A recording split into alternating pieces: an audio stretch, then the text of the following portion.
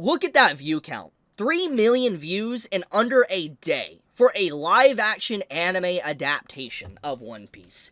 If this doesn't speak for just the overwhelming popularity of One Piece, but also just for the live-action adaptation, I don't know what else does. It's very clear that Season 1 was so well received, in fact, that people really are wanting seconds. They are really wanting a continuation of the journey, seeing the Straw Hats in a live-action setting, and wanting to see how, for instance, Chopper's reveal is, which is a big discussion point of this trailer, but also just how the journey will continue. And I would like to remind everybody that are potentially anime fans or manga fans, a lot of people's first introduction into the One Piece verse might be through the live-action. There's probably a lot of people that were first introduced to the One Piece brand or title through the first season of the live action, and then they've been waiting for Season 2 to come out because they don't want to read the manga or they don't want to watch the anime. They rather watch the live action version of it. And that's up for debate in the comments if you think that's a good thing or not, but the point of the matter is that it's very clear that the One Piece live action has been incredibly successful. There is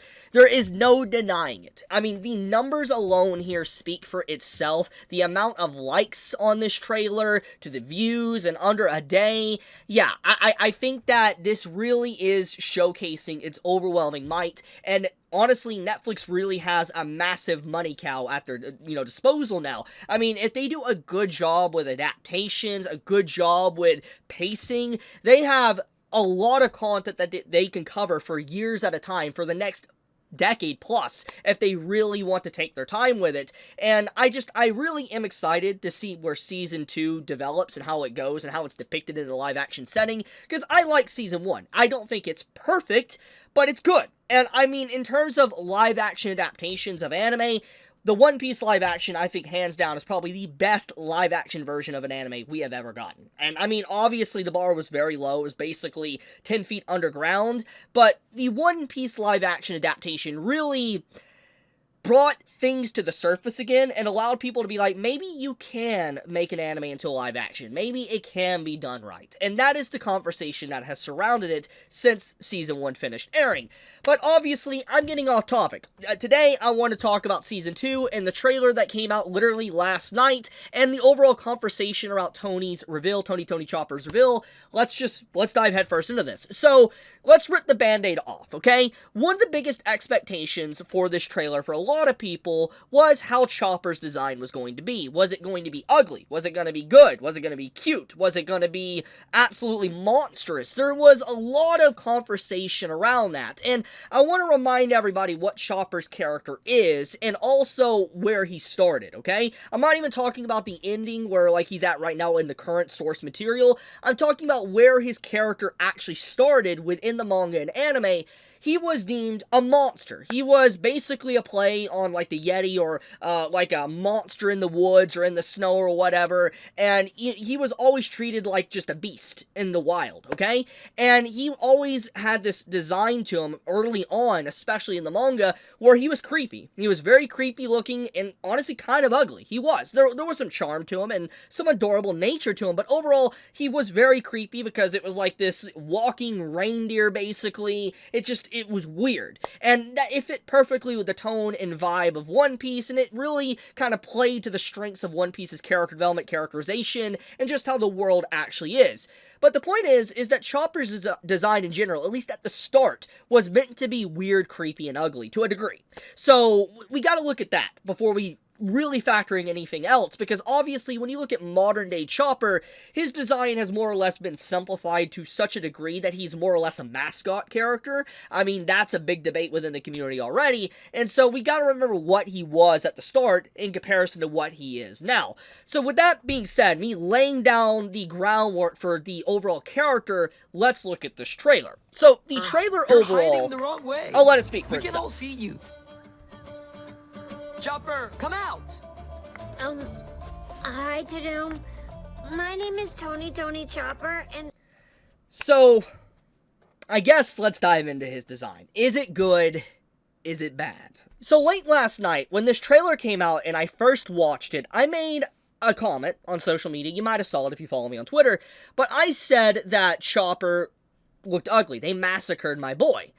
But after a lot of time to really sit down and think about it and look at this trailer and put it through a different lens, I like his design. Now, hear me out.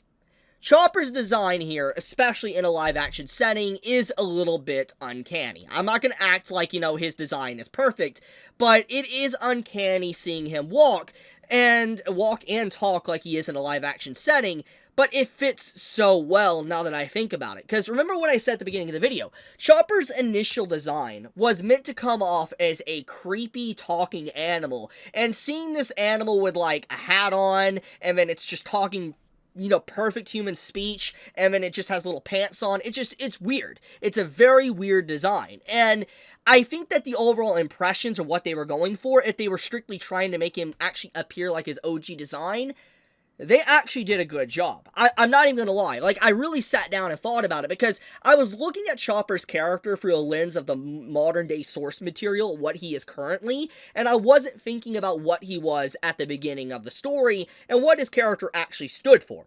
And so, seeing him like this, and coming off with the overall impression to me as him being ugly or creepy, I think is perfect. And that actually makes me have a layer of respect, I guess, for the actual people that animated this, because I don't know if it was intentional or not. Maybe they accidentally fell on their sword and it happened to be this way, but it actually does fit the tone of Chopper.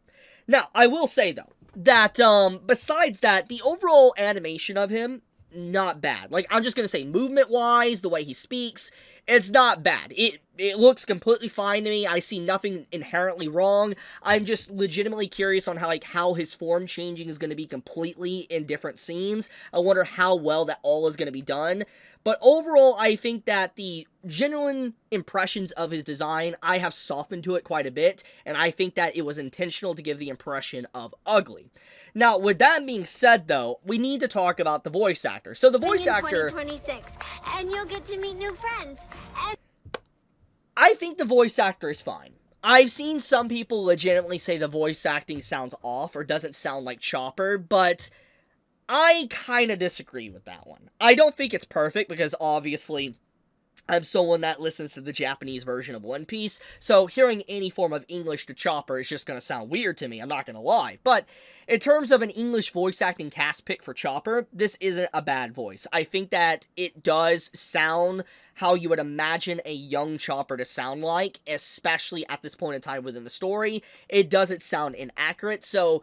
yeah, and I'm curious to see just, like, how certain scenes are done, like emotional scenes, how the voice actor will be able to carry it. That's when we'll know if the voice acting is truly good or not, because we all know some very emotional scenes, like with, Hero Luke and stuff. How that is depicted will 100% determine if the voice acting choice is great or not. I have faith. I mean, the voice sounds kind of good. I'm not going to act like it's bad, so yeah, I'm just going to let them cook and see where it goes. But the trailer overall, it's a good trailer. Good introduction to Chopper. I see why there's a lot of anticipation and hype for it, because this could have easily have went wrong and bad. We could have had another ugly Sonic on our hands, but that obviously has not happened.